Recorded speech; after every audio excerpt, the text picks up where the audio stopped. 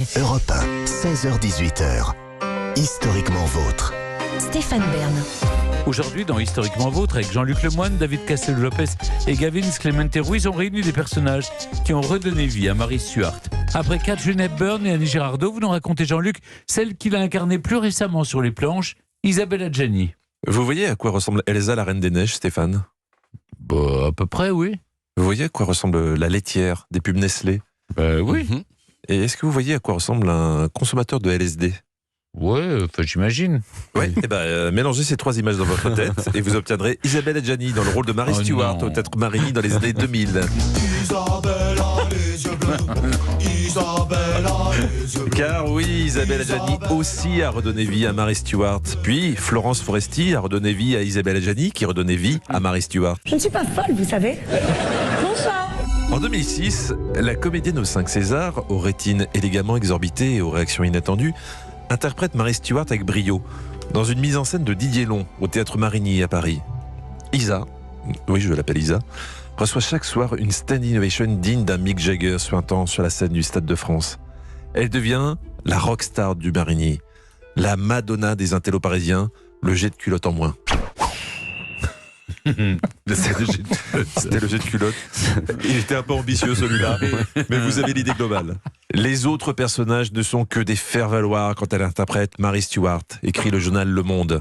Soit la même critique qu'on a pu lire sur le téléfilm Belfond. Vous avez écrasé vos partenaires, Stéphane.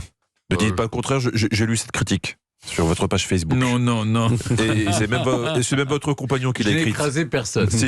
Non, en tout cas pas par mon talent. Dans la pièce, les répliques ressemblent de près à la page Wikipédia de l'actrice elle-même. Son personnage de Mary Stuart parle, je cite, de calomnie, de rumeurs dont elle est la cible, de sa personnalité mystérieuse, parfois capricieuse. Adjani, c'est vrai, est une icône insaisissable, illisible, incapable de se séparer de ses lunettes noires, se cachant et se dévoilant à la fois. Souvent une main collée à sa joue pour se dissimuler un peu, comme au bon temps où, bien avant Bruno Le Maire, elle se lovait dans des cols roulés. Willy aime la laine, et moi j'aime Willy. Alors une question nous brûle les lèvres. Qui est réellement Isabelle Adjani ? Peu de gens peuvent se vanter de le savoir. On sait surtout ce qu'elle n'est pas. Sans m'avancer, je l'imagine peu participant à un concours de lancer de tongs dans un camping auvergnat en plein mois d'août. Un pastis dans une main et un nécessaire de molki dans l'autre. Mais pour essayer de la comprendre, revenons à la racine de tout. Isabelle voit le jour à Paris il y a quelques dizaines d'années. Sa date de naissance reste obscure. Ambiguïté cultivée par l'actrice elle-même qui dit en interview « Je passe mon temps à oublier mon âge ». Bref, elle naît, quoi. Elle grandit dans une HLM de Gennevilliers en région parisienne. Son père est garagiste, sa mère est femme de ménage. Son quotidien n'étant pas des plus festifs, elle décide de fréquenter des cours d'art dramatique dès l'âge de 12 ans pour s'évader.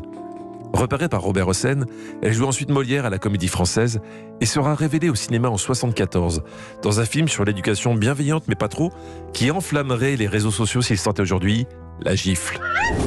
Aïe. Son rôle d'ado ultra pénible giflé par son père, Lino Ventura, hypnotise tout le cinéma français. Truffaut en tombe éperdument amoureux, Téchiné la vénère, Polanski, Zulawski, Rapneau, Miller, tous veulent la faire tourner.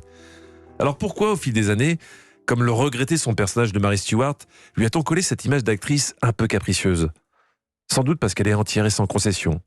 Et puis aussi parce que quand Isabelle dit oui, ça peut vouloir dire non. Mais attention, ça peut vouloir dire oui aussi.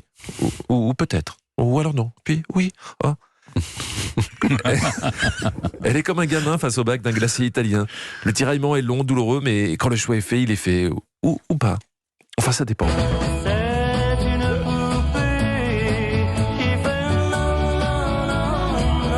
Après s'être engagée sur le tournage de Prénom Carmen de Jean-Luc Godard, elle abandonne. L'année suivante, Jean Becker lui propose de tourner dans L'été meurtrier. Elle refuse à cause des scènes de nu. Puis, oups, elle change d'avis un an après lorsqu'elle apprend que Jean Becker veut proposer le rôle à une autre. Lors de la présentation du film au Festival de Cannes, elle se prépare pour aller à la séance de photos pour la presse. Puis non, en fait, pas envie. Elle provoque une grève des photographes sur la montée des marches. La même année, elle fait son retour sur les planches du théâtre Édouard VII. Puis bof, en fait. Elle abandonne après une 50aine de représentations, épuisée. Elle se retire totalement du métier. Mais Kikou Meurvoilou, elle fait son retour au cinéma dans un film de Luc Besson et triomphe en 1988 avec Camille Claudel. Mais décide ensuite de se mettre en retrait de la vie publique. Puis elle revient. En 1993, après 5 ans d'absence, elle tourne dans le film Toxic Affair, qu'elle regrette finalement d'avoir tourné, malgré le cachet de 10 millions de francs qu'elle a touché. Elle se retire une nouvelle fois de la scène et s'installe en Suisse pendant 4 ans. De temps en temps, c'est pour mettre un petit peu de biodiversité pour David Castello-Lopez, tout ça. Elle entame une psychanalyse et accepte finalement de tourner pour la réalisatrice Mai Wen dans le bal des actrices. Les producteurs demandent à Isabelle Adjani d'accepter sans avoir lu le scénario afin de financer le film. Elle accepte, elle est sympa. Et finalement, elle se retire du projet après avoir lu le scénario finalement. Autant pour moi. Isabelle est une de nos dernières stars, extrême, mystérieuse. Elle agace autant qu'elle fascine. Même si ces derniers temps, elle a montré qu'elle avait un grand cœur en acceptant de tourner dans un récit imaginé par Stéphane Bern. Un amant coquin. Ah bon? Si, j'ai la preuve. Diane de Poitiers a d'abord été la gouvernante du roi avant d'en faire son amant quelques années plus tard. Alors, c'est pas de vous, ça? Non, mais ça, c'est la vraie histoire de Diane de Poitiers. Ah bon? Mais moi je croyais que c'était encore le genre d'histoire que vous improvisez pour vendre des programmes à France Télé. Car oui, le 7 novembre dernier, Isabelle a incarné Diane de Poitiers sur France 2 et a accepté de rétrograder de reine à comtesse. Je me suis dit qu'elle avait vraiment beaucoup d'amitié pour vous, Stéphane. Merci Isabelle.